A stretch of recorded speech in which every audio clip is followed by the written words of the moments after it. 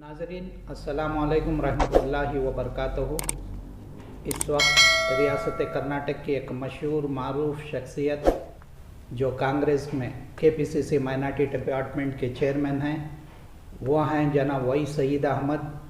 वही सईद अहमद वो शख्सियत है जो कम उम्री से ही कांग्रेस में कांग्रेस के पार्टी को, कांग्रेस के उसूलों को, कांग्रेस की एकजहती को मजबूत करने के लिए उन्होंने बड़ा अहम रोल अदा किया है। आप उन्हें बहुत पहले ही बेंगलुरु नॉर्थ से पार्लियामेंट इलेक्शन लड़ने के लिए आपने टिकट भी अनाउंस कराई थी। उसके बाद आपने एक MLA का इलेक्शन चामराजपेट से कंटेस्ट किया था। उसके बाद आपको ऑल इंडिया कांग्रेस पार्टी ने कर्नाटक में माइनॉरिटी डिपार्टमेंट की जिम्मेदारी दी। इस जिम्मेदारी के बाद आपने पूरी रियासत का दौरा करके पार्टी को मजबूत बनाया। तकरीबन 7 साल से आप माइनॉरिटी डिपार्टमेंट के चेयरमैन रहे हैं। चलिए हम वही सईद अहमद साहब से आपकी मुलाकात कराएंगे और उनसे कुछ सवालात करेंगे। जनाब सईद साहब, आप पार्टी में कब से अपनी जद्दोजहद जारी रखी है? देखिए, 1978 में मैं बेंगलुरु सिटी यूथ कांग्रेस का जनरल सेक्रेटरी था और पार्टी में मेरा काम वहाँ से शुरू हुआ और ग्रास रूट लेवल से stage by stage Bengaluru city से स्टेट यूथ कांग्रेस से फिर KPCC में ऑफिस बन के आया 96 में। और 96 में बेंगलुरु नॉर्थ की सीट भी मुझे दी गई थी पार्लियामेंट लड़ने के लिए। मुझे इत्तेफाक से कुछ हालात ऐसे हुए कि मुझे बदल दिया गया। उसके बाद मैं लगातार कांग्रेस को काम करता रहा। KPCC में जनरल सेक्रेटरी भी रहा कम से तकरीबन 6 साल के करीब। उसके बाद 99 में भी मैंने इलेक्शन लड़ा था बिन्नीपेट में। फिर उसके बाद 2008 में चामराजपेट से इलेक्शन लड़ा था। उसके बाद 2015 में मुझे माइनॉरिटी डिपार्टमेंट की जिम्मेदारी दी गई और जिम्मेदारी लेने के बाद में सारे स्टेट का दौरा किया 2018 के इलेक्शंस के लिए। तकरीबन 20 पर 9 डिस्ट्रिक्ट्स का दौरा किया था और सारे कमिटीज़ बनाए थे और एक अच्छी जद्दोजहद हुई डिपार्टमेंट की तरफ से और अच्छा कोऑपरेशन भी मिला और उसी का नतीजा है। साथ में हमारे जो कायद हैं मुस्लिम कायद, उन सब लोगों के कोऑपरेशन से भी। और ये जाहिर सी बात है कि मुसलमानों ने कांग्रेस पार्टी को सपोर्ट किया था, मगर इत्तेफाक से कुछ सीट कम हो गए कुछ बिना के ऊपर, तो Congress party single largest party बन गया है। फिर सारी कहानियाँ उसके बाद आपको मालूम है कि क्या क्या हुआ था। अच्छा सईद साहब, आप चेयरमैन बनने के बाद रियासत में आपने पार्टी को मजबूत बनाने के लिए, अक़लियतों को कांग्रेस की तरफ लाने के लिए एक अहम रोल अदा किया। आपके जितने भी कन्वेंशन हुए डिवीज़न वाइज वो बड़े मकबूल भी हुए। इतना करने के बावजूद आपको एक अच्छे ओहदे पर क्यों नहीं लाया गया कांग्रेस? मेरे ख्याल से माइनॉरिटी डिपार्टमेंट का चेयरमैन अच्छा ओहदा ही है, बहुत बड़ी जिम्मेदारी है और इस जिम्मेदारी को निभाने के लिए मैंने अपना सारा वक्त दिया। और ये अलग बात है कि MLC बनना था या राज्यसभा मेंबर बनना था या MLA बनना था, नसीब की बात है। उसमें भी कोशिश तो थी मेरी, मगर हो सकता है जिन लोगों को सेलेक्ट किया गया वो हो सकता है हाईकमांड ने समझा कि वो मेरे से भी बेहतर है, या हो सकता है लॉबीज़ का भी काम बहुत बड़ा चलता है इसमें।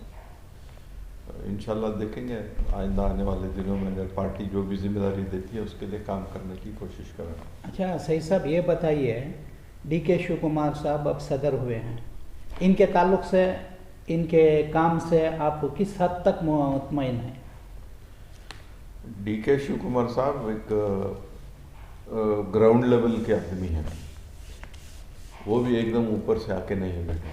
DK शिव कुमार साहब पहले जिला पंचायत मेंबर थे, उनके कॉन्स्टिट्यूंसी में वहाँ पे इंडिपेंडेंट जीत करके आए थे।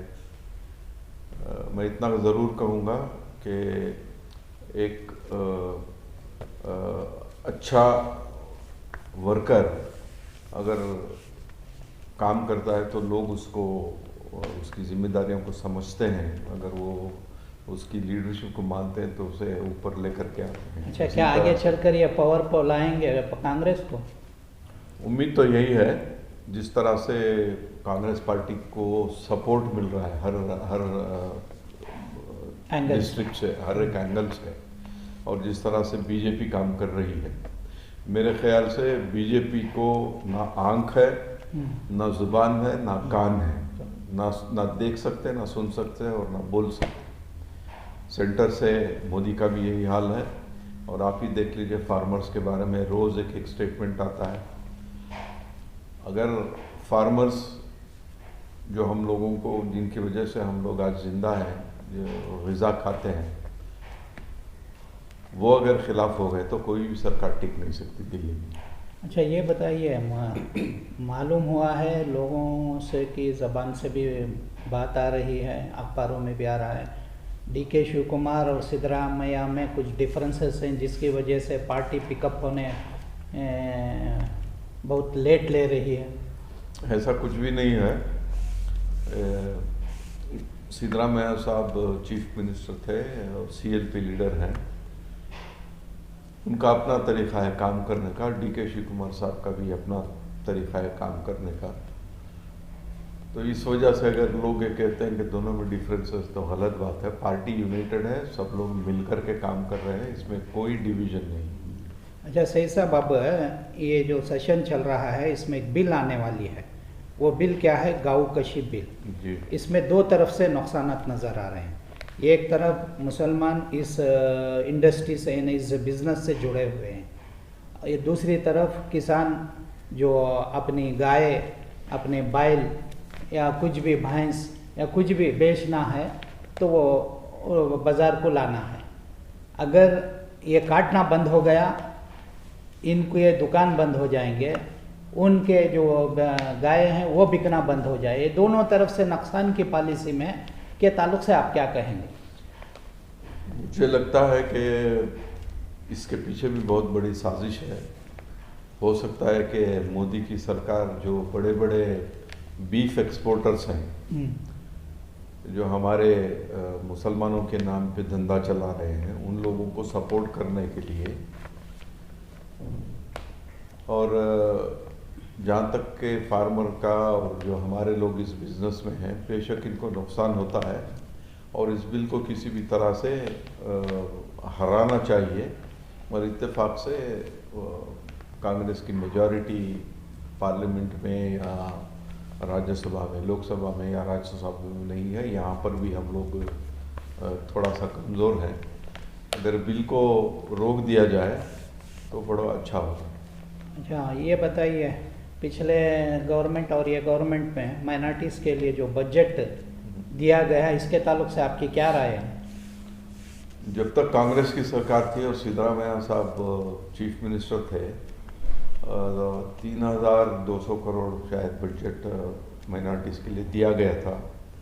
और आज की जो सरकार है, सारे स्कीम्स बंद हो गए हैं, कोई फंड नहीं है।